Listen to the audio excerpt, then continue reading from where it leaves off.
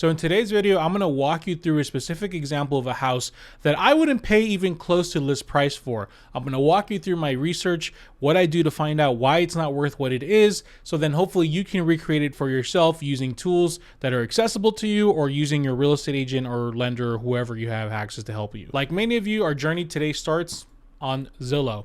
Check out this house. Not bad.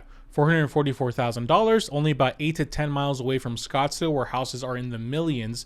So 1,600 square feet. Photos aren't bad, looks well maintained other than the fake furniture. It looks like a solid house. But is this house truly worth $444,000? Well, first things first, let's look at the history of the home and see if it was purchased recently. Many websites will provide this information for you. Like we can see here, it was listed for sale for $450,000, and we can see here it was sold, public record report, in December 26 of 2023 for $396,000. Now they're trying to justify a $48,000 increase in value. So this means they must have remodeled it, right? Well, it doesn't look remodeled. Maybe once we walk through it, we'll be able to get a better idea. But now, if you have the ability to do this, I would request this information from someone that's working with you. Because remember, as much as you don't like real estate agents, they have access to past data that you don't. Okay, so for example, I found this old listing from 2013,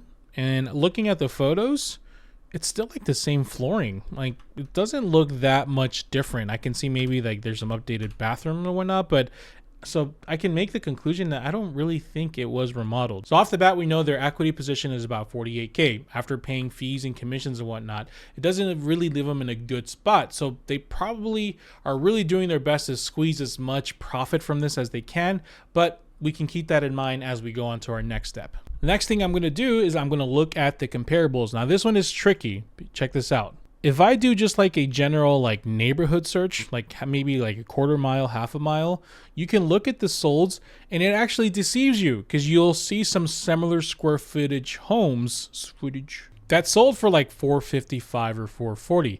But when you're looking at comparables, you want to specifically look in that neighborhood. Things change drastically neighborhood to neighborhood. So the first priority is always look the same exact neighborhood.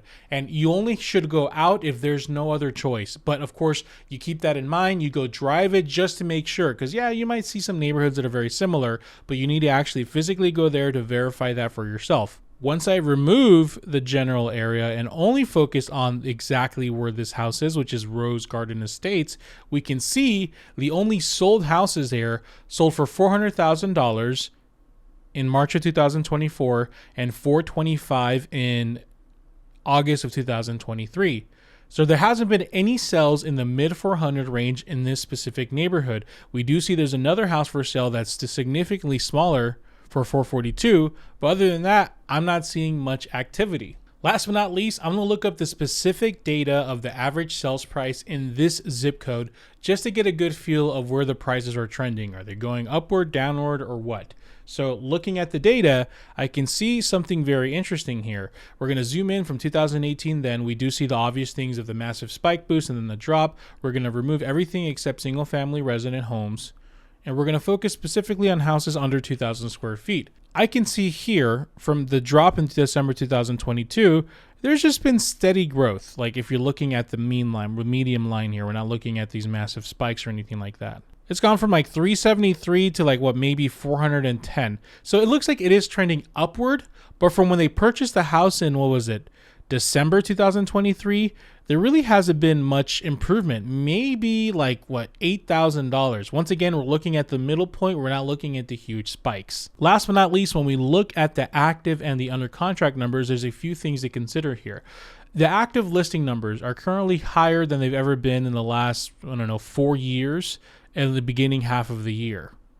We can see in 2022 when that massive price decrease started, which was right here, boom to boom, inventory started going up. And if you actually notice, you'll notice that during the halfway point, it's the middle of the year where the prices started kind of sinking there. So if you look at it here, the middle of the year wasn't when the inventory started going up, it's when it's already been steadily going up. So this is the number around 68 to 74 listings in the zip code where things started getting concerning. We compare that with the under contract numbers, which are currently 39. We can see the pending numbers are technically as well lower. There's no clear indication if they're going upward or downward. It's been kind of inconsistent, but I'm not seeing any like massive things going for it. I'm not seeing any kind of like forward momentum here. If anything, when I'm looking at this data and I'm keeping in mind that the interest rates are going up and I'm keeping in mind that buyer confidence kind of just dropped with everything going on, I don't think this market can really sustain any kind of market increase. So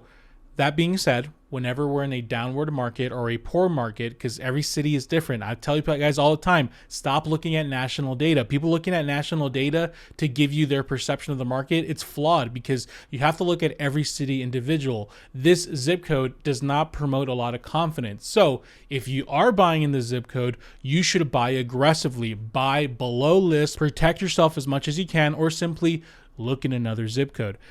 With all that being said, me personally, I wouldn't go for this house. If I were, I would probably offer closer to low 400s. Shoot, with the amount of work it needs, it might even be in your best interest to offer between 380 to 390, but I don't know if they'll go for that, right? Now, they don't have much of a profit margin there because they're probably going to lose money on it, but I didn't make them buy the house for, what was it, 396. That's not my fault. That's not my responsibility. I am simply giving you the data to make the best offer. So this is just a situation where we say, no thanks. Or you give them the low offer, see what they say, and move on. But of course, that's just my opinion. What do you guys think? What would you offer on this house? If you have any questions, comments, or concerns, or you want to reach out to me because you want to work with me in Phoenix, or you need an agent referral, whatever the case is, look in the description. My email is there. You can email me anytime at contact@javiervidania.com. Thank you guys. See you on the next one.